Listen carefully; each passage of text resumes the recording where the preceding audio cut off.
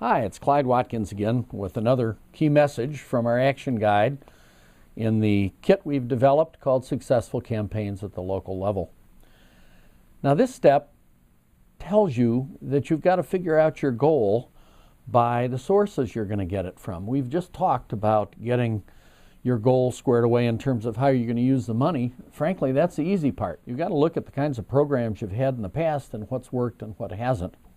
Here are the basic sources that you can get money from. We've talked about your annual fund, and it's very important to think about how you're going to handle your annual fund during the campaign. And then there are major gifts, however you define them. Some organizations think of a major gift as $100,000 or more. That's probably not going to be the case for your organization. You're going to think of major gifts probably at $1,000 or more. But if your campaign goal is into the millions, you're going to need some six-figure gifts, I promise you. So you have to think of the relationship of your existing annual fund to major gifts from individuals and families. There's also another device called plan giving. We've all heard of bequests that people leave to charitable institutions.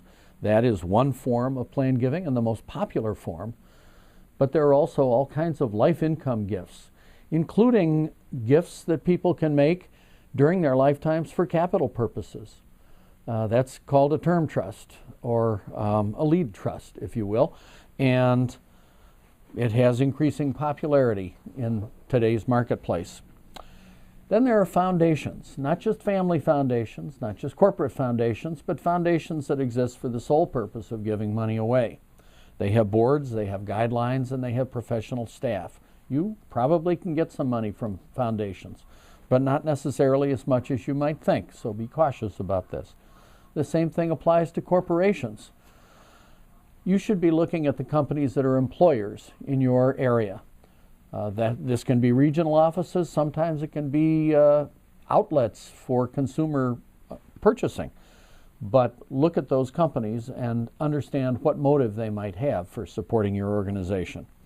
Look at groups and associations, religious organizations, Kiwanis, Lions, and so on.